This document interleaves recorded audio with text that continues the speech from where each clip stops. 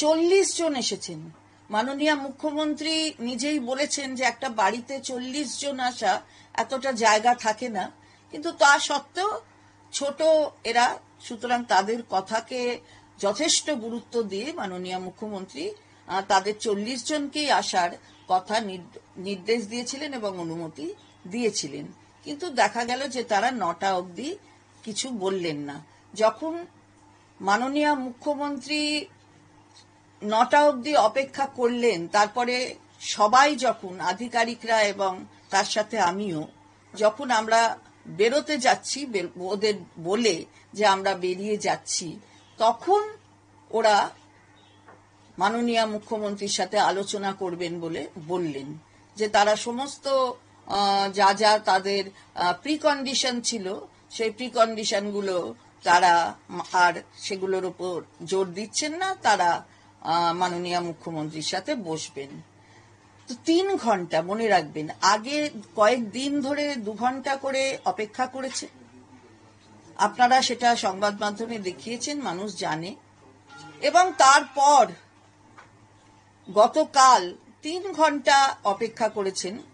তারপরে যখন 3 ঘন্টা অপেক্ষা করার পরে বেরিয়ে যাচ্ছে সবাই, তখন তারা বললেন যে তারা দেখা করবেন। তাহলে এত যে সময় দেয়া হলো, তাহলে তারা যখন বলবেন তখনই সরকারকে রেডি থাকতে হবে কথা বলার জন্য। এটা যেন মনে হলো এরকমই একটা কোনো ব্যাপার।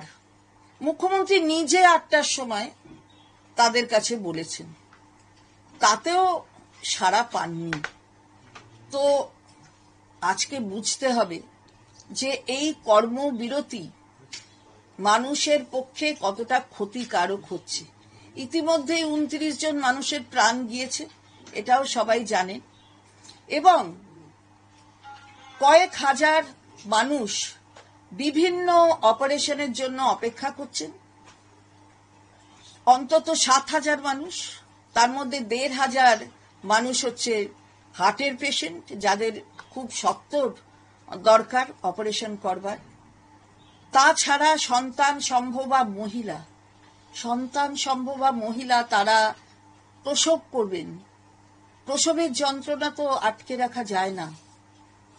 প্রসবের যন্ত্রণা যখন হয় তখন মায়েরা উপলব্ধি করতে পারেন যে সেটা কতটা যন্ত্রণাদায়ক, কিন্তু তা সত্ত্বেও তার মা হবার যে প্রবল বাসনা, সেই বাসনা থেকে এই যন্ত্রণা তারা ভুলে যান। কিন্তু সেই মায়েদের প্রসব করাটাও কতটা অসুবিধাজনক হয়ে যাচ্ছে সেটাও তো একটা দেখতে হবে। জুনিয়র ডাক্তাররা, তাদের সাথে তো সবসময় মাননীয় মুখ্যমন্ত্রী তাদের প্রতি সহানুভূতিশীল। তিনি নিজে বলেছেন তিনি দেখবেন, তিনি যা কিছু আছে সব বিচার করে খতিয়ে দেখবেন। এমনকি তারা 7 জনকে সরিয়ে দিতে বলেছিলেন, সেই 7 জন ডাক্তারকে সরানো পর্যন্ত হয়ে গিয়েছে। তো তারপরেও মাননীয় মুখ্যমন্ত্রী সবসময় সহনশীলতার পরিচয় দিয়েছেন। মাননীয় মুখ্যমন্ত্রী সবসময় এই জুনিয়র ডাক্তারদের যাতে কোনো রকমের অসুবিধা না হয়, তাদের বৃষ্টিতে যাতে তারা না ভেজে, তারা যাতে ভিজে গেলে জামা কাপড়, এমনকি তিনি বলেছেন জামা কাপড়ও আমি দিয়ে দেব, তোমরা বৃষ্টিতে ভিজো না, অসুখ যাতে না হয় সেটা দেখা নিশ্চিতভাবে দায়িত্ব সকলে। মাথায় ছাতা দেবার নির্দেশ দিয়েছেন, তা সত্ত্বেও মানেননি কেউ। তো এটা কিরম হচ্ছে যে তারা যখন বলবেন তখনই সরকারকে রেডি হয়ে থাকতে হবে যে তাদের কথা শোনার জন্য। আমি বিনীতভাবে আবেদন করব যে মাননীয় মুখ্যমন্ত্রী যা যা করবার করেছেন, খতিয়ে দেখার কথা বলেছেন, সমস্ত দাবি, যার মধ্যে অনেকগুলি দাবি তিনি নিজেই ধর্ণা মঞ্চেই তিনি এই রোগী কল্যাণ সমিতি ভেঙে দিয়েছেন। সবকিছু যা যা করবার সেগুলো করেছেন, এবং আরো করবার যে তিনি সেগুলো বিচার করবেন সে কথাও দিয়ে এসেছেন। তো এরপর আর কি বলার থাকতে পারে? সুতরাং এটা একটা সাবজুডিস ম্যাটার। তিনি নিজেই বলেছেন যে যা যা বলার সেটা নিশ্চিতভাবে মহামান্য সুপ্রিম কোর্ট সেটা দেখছেন, তাদের ডিরেকশন থাকবে। সুতরাং তিনি বারবার কর্মবিরতি থেকে বেরিয়ে আসতে বলেছেন ডাক্তারদের, কিন্তু মুখ্যমন্ত্রী সবসময় তার সহনশীলতা দেখিয়েছেন এবং তাদের প্রতি তাদের যে দাবি, সেই দাবি জাস্টিসের দাবি তো মুখ্যমন্ত্রী নিজেও করেছেন এবং সিবিআই এর কাছে খুব তাড়াতাড়ি 3 মাসের মধ্যে যাতে সবকিছু তারা তদন্ত শেষ করে দোষীর শাস্তির ব্যবস্থা করে, সেগুলো তো তিনি বলেছেন। তিনি রাস্তায় নেমেছেন এটা নিয়ে।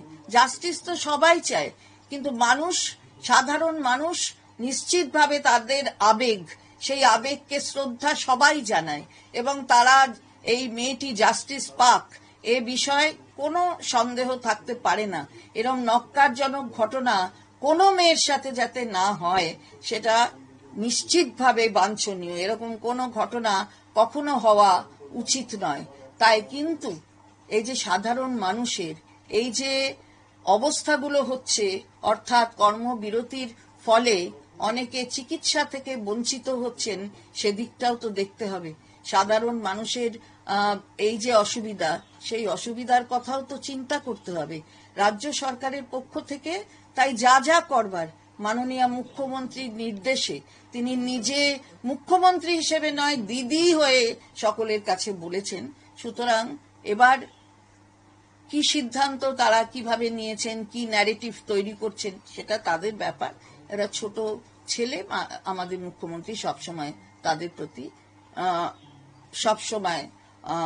প্রতি অনেক সফট কর্নার তার, সেটা তার প্রকৃতি বলে, সবাই জানে, সেটা তিনি তার প্রকাশও করেছেন।